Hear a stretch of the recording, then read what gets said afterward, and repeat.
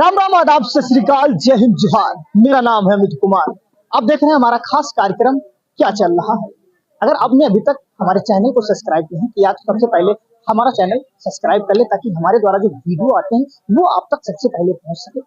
हम मौजूद है राजधानी लखनऊ के इको गार्डन में। यहाँ पर स्मारक कर्मचारी हैं जो पिछले 16 दिन से धरने पर बैठे हैं। इनकी तमाम मांगों को लेकर धरने पर बैठे हैं। वो चाहे वेतन बढ़ाने की जैसी मांग हो, या फिर जिन कर्मचारियों की डेथ हो गई है, या फिर उनको नौकरी दिया जाए, उनका इन तमाम मांगों को लेकर बैठे हैं। इसके पहले वो तमाम तस्वीरें हमने दिखाई। पहले स्मारक कर्मचारी जो थे वो शांतिपूर्वक प्रदर्शन कर रहे थे, लेकिन अब कार्य बहिष्कार पूरी तरह से कर दिया है। वो काम नहीं कर रहे हैं और इसका जो वो देखा जा सकता है, जिस प्रकार से काम कार्य बहिष्कार किया है, तो पूरे इको गार्डन की वो सफाई भी हुई। ये स्थिति यही की नहीं है, लखनऊ के सभी जो स्मारक हैं उनकी सेम स्थिति है। वो स्थिति ऐसी है कि वो झाड़ू ना लगा रहे हैं, ना अब वो जा रहे हैं। सभी जो स्मारक से कर्मचारी हैं वो अब यहीं पर आ गए हैं। वो तमाम कर्मचारी हैं, सहयोगी से कहेंगे वो तस्वीरें दिखाएं। जहां तक नजर जाएगी वहां तक ये स्मारक कर्मचारी हैं वो लगातार कड़ाके की ठंड में धरने दे रहे हैं, अपना धरना दे रहे हैं। तमाम वो महिलाएं हैं वो भी लगातार धरने पर बैठी हैं। अगर मांगों की बात करें तो टोटल 11 सूत्री मांगों को लेकर बैठे हैं। हमारे साथ बात करने के लिए कुछ लोग हैं। जिस प्रकार से देखा जाए, अब कार्य बहिष्कार और जो अन्य कर्मचारी स्मारकों में लगे थे, अब वो भी पूरी तरह से कार्य बहिष्कार करके आगे। कैसे देख रहे हैं आप लोग? सर, जैसा कि हम लोगों ने जो है हमारी टीम ने ऐलान किया था कि 30 तारीख से जो है हम लोग कार्य बहिष्कार पे जाएंगे। उससे पहले हमने शासन प्रशासन को, अपने जिम्मेदार उच्च अधिकारियों को पूरा मौका दिया कि हमारी समस्याओं का निस्तारण कर दिया जाए, जिससे कि हम लोग अपना कार्य सुचारू रूप से जैसे 12 वर्षों से करते रहे, पूर्ण निष्ठा और ईमानदारी के साथ वैसे ही करते रहें। लेकिन ये हमारे अधिकारियों की हठधर्मिता ही कही जाएगी कि पिछले 12 वर्षों ने जो इनका क्रियाकलाप था उसमें कोई भी सुधार नहीं आया। ऊपर से इन्होंने जो है कर्मचारियों को धमकी देना शुरू कर दिया, और बीच में बीसी साहब का लेटर आया कि उनका कर्मचारियों का वेतन काटने का आदेश कर दिया। फिर अभी जो है सुनने में आ रहा है कि बायोमेट्रिक कुछ परिक्षेत्रों से हटाई गई हैं। देखिए, ये मैं स्पष्ट रूप से समझ पा रहा हूँ कि ये किसी न किसी तरीके से हमारे कर्मचारियों की जो अधिकारों की लड़ाई है, जो हक की लड़ाई है, उसको दबाने का और उसको कुचलने का प्रयास किया जा रहा है। तो ये प्रयास बिल्कुल निरर्थक उनका साबित होगा, और ये हमारा पूरा जो है दृढ़ विश्वास है, दृढ़ निश्चय है कि हम तब तक यहाँ से उठने वाले नहीं हैं जब तक शासनादेश नहीं जारी हो जाता। चाहे जितने भी हथकंडे लगा लें, चाहे जो कार्रवाई करना है इनको अपनी तरफ से ये पूरी मनमानी कर सकते हैं, क्योंकि 12 वर्षों से हमने इनकी बहुत मनमानी झेली है, और अब हम इनकी मनमानी एक भी नहीं चलने देंगे। अब हमारा शासनादेश इनको जारी करना ही पड़ेगा। इनके पास भी कोई विकल्प नहीं है और हमारे पास भी कोई विकल्प नहीं है कि हम धरना छोड़ के अब हटें, क्योंकि जब तक शासनादेश जारी नहीं होता ये प्रश्न ही नहीं उठता है कि अब यहाँ से हम हटें। धरना स्थल से हटेंगे। हाँ, हटेंगे। बिल्कुल। हमारे साथ कुछ लोग और बात करने के लिए हैं। सर, जिस प्रकार से देखा जाए, जानकारी मिली किसी अधिकारी को हटाया गया, क्या था ये पूरा मामला? दरअसल में इसी मामले को लेकर जो कार्यवाहक हमारे प्रशासन प्रबंधक डॉक्टर साहब आशीष जी बनाए गए थे, तो उनका जो है पदभार ले लिया गया है। बस उनका प्रभार केवल लिया गया है, बाकी कुछ नहीं। क्योंकि ये नौटंकी अब काफी दिनों से होती हैं, कभी पैसे को बंदर बांट को लेकर और कभी ऐसे ही। अच्छा, इस समय पे जो धरने पे कर्मचारी बैठा हुआ है, तो महोदय 12 साल हो चुके हैं लगभग, तब से हम लोग इसी का शिकार हैं। केवल शोषण किया जाता है हम लोगों का, कोई आज कार्रवाई नहीं है। ये 12 साल से हम लोग लगातार झेल रहे हैं। इसी प्रकार की दंडात्मक कार्रवाई होती है। कभी कर्मचारी का अगर वो बात कहीं और काम कर रहा हो, उन्हें अगर ना दिखे, तो उसका वेतन बाधित करना, या लंच के टाइम में विजिट कर लेना, उसका वेतन रोकना, फिर वेतन वापसी के लिए पैसे मांगना, फिर उसका वेतन जारी करना। बस यही सब केवल हम लोगों के साथ शोषण किए जाते हैं, जिससे हम लोग बहुत त्रसित हैं। लेकिन एक चीज आरोप लग रहा है कि आप लोग जब से काम नहीं कर रहे हैं, वहां पे सफाई नहीं हो रही, तो जो बाहर के जो प्राइवेट लोगों को लाया जा रहा है उनसे सफाई करवाया जाए, ऐसा कुछ जानकारी मिल रही है? दरअसल में सर, सुनने में हमें भी यही चीज आ रही है, क्योंकि हम लोगों का तो आप भला भला कर नहीं सके ना। कभी हम लोगों की मांग उठाई कि आप तो बढ़िया मोटी मोटी रकम पा रहे हैं, आपका जीवन बढ़िया ढंग से चल रहा है, लेकिन यहाँ जो कर्मचारी निचला जीवन यापन भी उसका नहीं हो रहा है, ना बच्चे पढ़ लिख पा रहे हैं, वो विवश है। हमारी व्यवस्था तो वो शायद उन्होंने आज तक समझा ही नहीं है। अभी ये क्लियर हुआ था कि जो नोटिस जारी हुई थी, जो कर्मचारी जो है धरने पर बैठेंगे, प्रदर्शन करेंगे, उनका वेतन काटा जाएगा। तो क्या इसकी शुरुआत हो चुकी है, वेतन कटना शुरू हो चुका है, या फिर जो कर्मचारी यहाँ बैठे हैं तमाम कर्मचारियों को धमकाया भी जा रहा होगा? ये भी सूचना आ रही है, उनको धमकाया जाता है कि आप प्रदर्शन करेंगे, वेतन काट लेंगे, नौकरी से हटा देंगे, ऐसी भी सूचना आ रही है? क्या सही है? दरअसल में हमारे यहाँ कुछ अधिकारी ऐसे भी हैं जो कर्मचारियों को थप्पड़ भी मार देते हैं, ऐसा भी करते हैं कृत्य, लेकिन कर्मचारी थोड़ा दबाव महसूस करता है, इस कारण वो आवाज नहीं उठा पाता है। और बाकी ये कार्यवाही उसी कड़ी का हिस्सा है जो बीसी महोदय ने लेटर दिया था कि वेतन काटे जाएंगे, ये उसी का हिस्सा है। पिछले महीने की सैलरी भी सुनने में आ रही है कि शायद वापिस किए हैं, कि इसमें से काट के भेजो। जबरदस्ती कर्मचारी है, उसने कार्य किया है, उस टाइम का भी उस समय का भी पैसा काटने का आदेश बना दे मीडिया का, उसके बाद आप लोग जा सकते हैं। तो उसका भी पैसा काटने के लिए वापिस किया है। लेकिन यहाँ कर्मचारी अब डरने वाला नहीं, क्योंकि कर्मचारी ने आर पार की लड़ाई अब ठान ली है। क्योंकि हमारे अधिकार जितने बढ़िया ढंग से आप शोषणात्मक कार्यवाही हमारे खिलाफ कर सकते हैं, काश इतनी मेहनत अगर ये शासन में कर लिए होते तो हम लोगों के हमारे सारे अधिकार मिल गए होते, कुछ हम लोगों को लड़ाई की जरूरत ही नहीं थी। सर, जिस प्रकार से भी एक आरोप लगा रहे हैं कि ये रणनीति बनाई जा रही है कि जो स्मारक है उनमें प्राइवेट लोगों को रखे काम कराने की तैयारी की जा रही है, सही है? ये अगर सोच रखते हैं हमारे नियुक्ति प्राधिकारी महोदय, तो ये सोच के लिए हम निंदा करते हैं, जबकि ये विकल्प नहीं है। आज हमारा 16वां दिन हो जा रहा है, हम लोगों की मांगों पर विचार करके हो सकता है शासनादेश भी इनको निर्गत करना चाहिए था, लेकिन उन्होंने जो निंदनीय कार्य किए हैं, इससे हमारा स्मारक कर्मचारियों पर आक्रोश और बढ़ रहा है। जैसा कि अभी हम लोगों को जानकारी ये भी मिल रही है कि जो हम लोगों की बायोमेट्रिक मशीनें थी, उनको भी उन स्थानों से उतार करके ऑफिसों के अंदर कैद कर लिया गया है, जिससे कर्मचारियों को एब्सेंट दिखाया जा सके। तो महोदय जी से मैं निवेदन करूंगा कि इस तरह के क्रियाकलापें न करें जिससे आपकी निंदा हो। आप वो कार्य करें जिससे जो है आपको जो है कर्मचारियों में प्रशंसा हो कि आपने अपने कर्तव्यों का पालन जो है निष्ठा और ईमानदारी के साथ किया। अब हम 3 जनवरी तक हम इस इंतजार में बैठे हैं कि अगर शासनादेश हमारे निर्गत हो जाते हैं तो हम आंदोलन समाप्त कर देंगे, जैसा कि हमने लिखा है कि जो है हम आश्वासन नहीं, अब शासनादेश चाहिए। तो अब 3 जनवरी तक हम इंतजार करेंगे, और 4 जनवरी को 2 बजे के बाद हम 3 बजे का जो समय रखे हैं, केकेसी मार्ग होते हुए अटल चौक होते हुए माननीय मुख्यमंत्री जी के आवास समस्त कर्मचारियों के साथ हम ज्ञापन सौंपने का कार्य करेंगे 4 जनवरी को समय 3 बजे।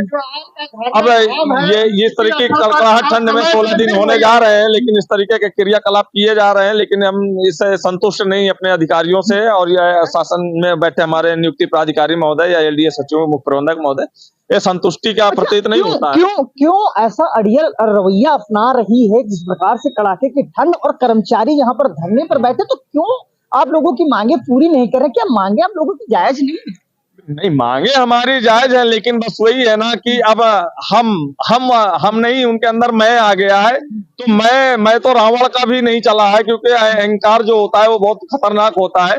जैसा कि मैं आपको बता दूं कि एक प्रबंधक प्रशासन हमारे डॉक्टर आशीष जी आज तक सुबह 10 बजे से पहले हुआ करते थे, आज उनका जो है चार्ज छीन लिया गया है। नियुक्ति प्राधिकारी महोदय जी ने उनसे प्रबंधक प्रशासन का चार्ज छीन लिया है। तो मैं ठीक उसी प्रकार बताना चाहूंगा नियुक्ति प्राधिकारी महोदय जी को भी कि आपके ऊपर भी माननीय मुख्यमंत्री महोदय हैं, यदि आप उनकी दृष्टि पड़ गई तो आपकी भी जो एलडीए बीसी का चार्ज हट सकता है। इसलिए जो है हमारी मांगों पर विचार करते हुए शासनादेश निर्गत कराएं। और जानने की कोशिश करेंगे, जब से आपने प्रदर्शन किया तमाम बार धमकाया गया, इसके बाद अब कार्य बहिष्कार हो चुका है, आगे की रणनीति विधानसभा घेराव की है, तो इसके बाद किसने धमकाया कि विधानसभा घेराव करने के जाएंगे, बड़ी कार्रवाई करेंगे, ऐसा भी कुछ हुआ है? अभी ऐसा कुछ नहीं आया है कि विधानसभा घेरने के लिए हमें कोई धमकाया गया हो, ऐसा कुछ नहीं है। और पूर्व में भी इस तरीके से हम लोगों ने निकलने का प्रयास किया, लेकिन 2 बार वार्ता हुई, हम लोगों की विफल रही। दूसरी वार्ता में तो कमरे बंद बुला करके धमकाया गया कि लोगों के नाम FIR दर्ज की जाए, इनका नाम नोट करिए और इनको जेल भेजिए, सस्पेंड करिए, बर्खास्त करिए, इनकी सेवा समाप्त कर दी जाए। तो श्रीमान जी, अब हम लोग तो जीवित हैं, अब बस आत्मा, शरीर बोल रहा है, लेकिन अब आत्मा और शरीर खत्म हो चुका है हम लोगों का। अगर अब ये 12-13 वर्षों में अब इस तरीके का ये डिसीजन ले रहे हैं, तो कर्मचारियों में आक्रोश बढ़ाने का स्वयं काम जो है नियुक्ति प्राधिकारी महोदय कर रहे हैं, जिसका खामियाजा हो सकता है कि अगर मैं संभाल नहीं पाऊंगा फिर कर्मचारियों, क्योंकि वो कर्मचारी अपने आप में स्वतंत्र है। अपने आप में कर्मचारी स्वतंत्र है। जिस तरीके से अब हस्ताक्षर नहीं मान लीजिए कर्मचारियों के करवाए जाएंगे या बायोमेट्रिक मशीनें उतरा ली गई हैं, तो कुल मिला करके ये इस तरह का रवैया उत्पन्न करा रहे हैं कि कर्मचारियों में आक्रोश बढ़े और किसी तरह से कर्मचारी गलत कदम उठा सके। तो फिर उसके जिम्मेदार नियुक्ति प्राधिकारी महोदय, एलडीएबीसी सचिव स्मारक समिति के मुख्य प्रबंधक महोदय, प्रमुख सचिव, अध्यक्ष स्मारक समिति, ये सब लोगों की जिम्मेदारी है। ऐसे क्यों बायोमेट्रिक हटाया गया है? क्यों ऐसा लग रहा है कि बायोमेट्रिक करते होंगे, अगर पेमेंट जो आता होगा अब हटा लेंगे तो एब्सेंट दर्ज हो जाएगा और उनको वेतन नहीं, तो ऐसा ऐसा तो नहीं। देखिए, ऐसा भी मैं मान सकता हूँ, क्योंकि पूर्व में इन लोगों के अंदर जो हरकतें की जाती हैं कि बायोमेट्रिक से मशीन एब्सेंट प्रेजेंटी जो होती है उसको ये डिलीट करवा देते हैं और जिसको चाहते हैं उसको प्रेजेंट कर लेते हैं, जिसको चाहते हैं उसको डिलीट करा देते हैं। पूर्व में भी मेरे साथ भी यही हुआ है कि उसको जो है नाम उसका डिलीट यूजर करवा दिया जाता है, प्रेजेंट डिलीट करवा दी जाती है, क्योंकि बायोमेट्रिक मशीन जो है वो मेरी ऑनलाइन नहीं है, केवल एक वो सॉफ्टवेयर है जिसमें अपडेट किया जा सकता है। एक लिपिक के माध्यम से उसको यस या नो में डिलीट किया जा सकता है, प्रेजेंट और एब्सेंट किया जा सकता है। तो ऐसा प्रतीत हो रहा है कि मुख्यालय में सारी मशीनें जो है वहां रखवा ली गई हैं कि कर्मचारियों का पूरा डाटा डिलीट करवा दिया जाए कि ये सारे कर्मचारी उपस्थित थे वहां पर, आंदोलन का हिस्सा बने, इनके समस्त कर्मचारियों के साथ गतिविधियां की जाए। तो वो इनकी भूल होगी, क्योंकि 4-5 हजार कर्मचारियों के साथ अगर कार्रवाई इस तरीके करते हैं तो फिर आक्रोश बढ़ सकता है, उसमें कुछ भी हो सकता है। उसका जिम्मेदार कौशल किशोर आदित्य नहीं होगा, उसके जिम्मेदार स्वयं नियुक्ति प्राधिकारी महोदय होंगे। अच्छा, क्या अधिकारियों ने ऐसा कहा है कि अगर किसी कर्मचारी को कुछ होता है तो आप उसके जिम्मेदार होंगे? बिल्कुल, जैसे कि अभी तक मैं अनुशासन के अंदर रह करके और जो है कर्मचारियों के साथ मैं नेतृत्व कर रहा हूं, तो जैसा हम उनको दिशा निर्देश दे रहे हैं तो उसी हिसाब से दिशा निर्देशों का पालन कर रहे हैं समस्त कर्मचारी। लेकिन अगर इस तरीके की गतिविधियां करेंगे तो फिर हम मजबूर हो जाएंगे कि कोई कर्मचारी भाई ठंडे खून का है, कोई गर्म खून का है, कोई जवान है, कोई 50 साल का है, तो फिर मैं किसी को रोक नहीं सकता हूँ। वो स्वयं जिम्मेदार है, क्योंकि उसके भविष्य के साथ खिलवाड़ हो रहा है, उसके बच्चों के भविष्य के साथ खिलवाड़ हो रहा है, उसके परिवार में माँ बाप के साथ खिलवाड़ हो रहा है, जो 2 वक्त की रोटी खा रहे हैं उसको भी छीनने का प्रयास किया जा रहा है। जैसे कि बताया गया कि परिक्षेत्र में बाहर से मजदूरों को या नगर निगम से कर्मचारी बुला करके सफाई कराने का कार्य किया जा रहा है। तो मैं नियुक्ति प्राधिकारी महोदय जी को बताना चाहूंगा कि यह आपकी भूल होगी। हम किसी भी विभाग से या मजदूर आकर के अगर परिक्षेत्र में कार्य करने के लिए आते हैं तो उस कंडीशन में किसी भी स्तर पर कर्मचारी जा सकता है। अच्छा, जिस प्रकार से आपको धमकाया गया कि जो है एलडीए प्रशासन आपको जो है संगठन बनाने की अनुमति नहीं देता है, तो ऐसा तो इसमें नियम ये तो होता है कि एलडीए प्रशासन से कोई वार्ता करने के लिए किसी को तो बनाया जाएगा, क्योंकि सारे कर्मचारी वीसी से वार्ता करने के लिए तो जा नहीं सकते हैं, तो एक ही किसी को अध्यक्ष बनाया जाएगा जो बात करने के लिए जाएगा। तो ऐसा कुछ बात नहीं। देखिए, उसके लिए भी मैंने 2017 में आवेदन किया था। मैंने लगातार इनके द्वारा पत्राचार किया है कि जो है हमको संगठन बनाने की स्वीकृति प्रदान की जाए, क्योंकि पूर्व में ट्रेड यूनियन कानपुर से संगठन रजिस्टर्ड हुए थे, लेकिन उनको इनके द्वारा जो है अनाधिकृत कर दिया गया है कि इनके द्वारा जो भी शासन में पत्राचार किए जाते हैं उनको संज्ञान में न लिया जाए और इनके संगठन में जो भी सम्मिलित पाए जाते हैं कर्मचारी उनके विरुद्ध कठोर कार्रवाई की जाए, क्योंकि विभाग द्वारा उनको स्वीकृति प्रदान नहीं की गई। अब मैंने 2017 में आवेदन किया कि मैं स्वीकृति प्रदान करके जो है मुझे दे दिया जाए कि मैं संगठन बनाना चाहता हूं, क्योंकि हमारी समस्याओं को लेकर के समस्त कर्मचारियों को आप नहीं सुन सकते हैं, लेकिन समस्त कर्मचारियों की समस्याओं को एक पैड के माध्यम से अगर आपके बीच में आए और आप 2 लोग आपको प्रतिनिधि बन करके आपसे अगर वार्ता करने के लिए आते हैं तो उसका समाधान हो सकता है। लेकिन 2017 से 2023 हो गया, 6 साल होने जा रहे हैं, अभी तक जो है उसकी स्वीकृति प्रदान नहीं की गई, जबकि हमारा ये फिर मौलिक अधिकार बनता है। अगर संगठन नहीं है तो मैं प्लेन पेपर में भी जो है अपना अधिकार मांग सकता हूँ। इसको लेकर कोर्ट में भी तो जा सकते हैं। बिल्कुल, अगर आवश्यकता पड़ेगी, उसकी आवश्यकता पड़ेगी तो हम जो है कोर्ट भी जाएंगे, उसके लिए हमें कोई दिक्कत नहीं। हमारे पास सारे प्रमाणित पेपर है, वो ऐसा कुछ नहीं है। जबकि उसमें जो है उन्होंने क्या क्या विधिक सलाह लगाई है वो भी हम बताएंगे आगे चल करके, कि उन्होंने बताया कि स्मारक समिति में इसका कोई विकल्प नहीं है कि जो है विभाग में एक संगठन होना चाहिए। तो मैं उनको महोदय को बताना चाहूंगा कि किसी विभाग में इसका जो है प्रावधान नहीं होता, संविधान में नहीं होता है कि जो है विभाग में संगठन बने, लेकिन संगठन बनाना भी एक अधिकार होता है भारतीय संविधान के अधिकार के नियम। अच्छा, आखिरी सवाल ये है कि जिस प्रकार से आपने पहले शांतिपूर्वक, अब तक शांतिपूर्वक धरना आप लोगों का चल ही रहा है, रणनीति आपने बनाई कि जो है पूरी तरह से कार्य बहिष्कार किया जाए। अब विधानसभा घेराव, अगर विधानसभा घेराव करने के लिए जाते हैं तो पुलिस कर्मी जो होंगे वो आपको उसी तरह से देखा होगा, तमाम धरने स्थल में जो यहाँ चल रहा है उनको लठिया के फिर यहाँ भेज देते, तो आप लोगों के साथ ऐसा किया जाता, फिर यहाँ बैठा जाता, तो इसके बाद की रणनीति आप लोगों ने क्या तैयार की? देखिए, हम शांतिपूर्वक जाना चाहते हैं, बिल्कुल ना हम किसी की तरह के व्यवस्थाओं को बाधित करना चाहते हैं, ना ट्रैफिक को बाधित करना चाहते हैं, ना हम शोर शराबा नारेबाजी कुछ नहीं करेंगे। हम शांतिपूर्वक जाएंगे। और रही पुलिस प्रशासन की बात, तो वो भी एक कर्मचारी है और वो कर्मचारियों के साथ साथ उनका भी एक परिवार है। अगर उनके अंदर सूझबूझ होगी तो वो ये जरूर सोचेंगे कि 1300 ग्रेड पे या 1400 ग्रेड पे में जीवन यापन नहीं किया जा सकता, ना बच्चों को अच्छी शिक्षा व्यवस्था प्रदान की जा सकती है और ना ही अच्छा खान पान कराया जा सकता है, जिससे कर्मचारियों में आर्थिक तंगी के कारण जो है लगभग इतने कर्मचारी हमारे खत्म भी हो चुके। तो उनके अंदर भी एक मानवता है, ऐसा नहीं है कि नहीं वो विचार नहीं करेंगे। विधानसभा के आसपास धारा 144 लागू कर देते जाते हैं, उसके तहत आप लोगों के ऊपर कार्रवाई कर सकते हैं। तो हम विधानसभा नहीं जा रहे हैं ना, माननीय मुख्यमंत्री जी के आवास पर जा रहे हैं ज्ञापन सौंपने के लिए। हम वैसे भी नहीं डिस्टर्ब कर रहे हैं, विधानसभा में जाना भी नहीं चाहते हैं। लेकिन जब आप कोई रास्ता बंद करेंगे, जाएंगे, तो उसका भी कानून है कि आप कोई नेशनल हाईवे नहीं जाम कर सकते हैं, तो वो अगर जाम होगा प्रबंधन, उसकी भी कार्रवाई कर सकते हैं। देखिए, मैं सिर्फ 2 लाइन बना करके जाऊंगा, पूरी रोड छोड़ दूंगा। बस मैं किनारे से बिल्कुल शांतिपूर्वक हाथ जोड़ते हुए मैं अपना जो है केकेसी मार्ग अटल चौक होते हुए माननीय मुख्यमंत्री महोदय जी के आवास पर जाऊंगा। मेरा कोई भी कर्मचारी नारेबाजी नहीं करेगा, न किसी प्रकार का कोई विद्रोह होगा। शांतिपूर्वक जाएंगे, पूरी रोड खाली होगी, यातायात जैसे चल रहे हैं वैसे चलते रहेंगे। हम कहीं कोई चीज प्रभावित नहीं करेंगे। हम कुल मिलाकर के इतना बताना चाहते हैं कि माननीय मुख्यमंत्री महोदय जी को मैं संज्ञानित कराना चाहता हूं, उनका ध्यान आकर्षित कराना चाहता हूं। क्योंकि वो 7 वर्षों से लगभग बने हुए हैं, प्रदेश की सत्ता संभाल रहे हैं, यात्री मुख्यमंत्री हैं हमारे। पुनः वापसी की है उत्तर प्रदेश में, पुनः वापसी करने के लिए भी एक बहुत बड़ा वो होना चाहिए, छवि अच्छी होनी चाहिए। तो माननीय मुख्यमंत्री महोदय जी की छवि बहुत अच्छी है, तभी पुनः वापसी की है उन्होंने।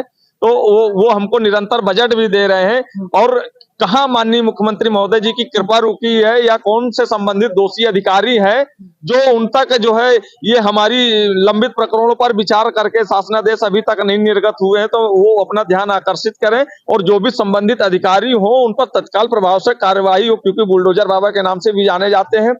और वो तत्काल प्रभाव से उन संबंधित अधिकारियों को तलब करें और शासनादेश निर्गत कराते हुए अगर दोषी पाए जाते हैं तो अगर वो अगर सस्पेंशन के पात्र हैं तो सस्पेंड भी किए जाए, और अगर वो बर्खास्त करने के पात्र हैं तो वो बर्खास्त भी किए जाए। और जो हमारा लगभग नियुक्ति वर्ष 11 से 800 करोड़ रुपया हो चुका है सीपीएफ का, जो हम लोग कटौती करवा रहे हैं 10% की, उसकी जांच कराएं और जांच करवा करके वो पैसा हमारा समस्त कर्मचारियों का सीपीएफ खाता खुलवाएं और नियोक्ता अंशदान और जो समय समय पर सरकार के द्वारा ब्याज दरें तय की गई उसको जमा करके एक समस्त कर्मचारियों का एक यूनिक इंडेक्स नंबर उपलब्ध कराएं। मैं माननीय मुख्यमंत्री महोदय जी से ध्यान आकर्षित कराऊंगा और समस्त कर्मचारियों की तरफ से मैं उनको सादर प्रणाम भी करता हूं कि हमारे स्मारक समिति परिवार को और हमारे लंबित प्रकरणों पर एक बार ध्यान आकर्षित करें और संबंधित अधिकारियों को निर्देशित करें। बिल्कुल, हमारे साथ ये जो कर्मचारी थे लगातार अपनी मांगों को लेकर ये प्रदर्शन कर रहे थे। इनकी मांगों की बात करें तो अगर वेतन बढ़ाने जैसी तमाम मांगों को लेकर प्रदर्शन चला था, 16 दिन हो चुके हैं। अगर 4 तारीख को बात किया जाए तो ये बड़ा प्रदर्शन करेंगे। अब तक की बात करें तो ये कार्य बहिष्कार कर चुके हैं। इससे पहले वो एक कर्मचारी जो थे शांतिपूर्वक प्रदर्शन कर रहे थे, अब विधानसभा घेराव करने की ये तैयारी कर रहे हैं। सहयोगी जयशरद तिवारी के साथ Amit Singh, India versus team, Lucknow.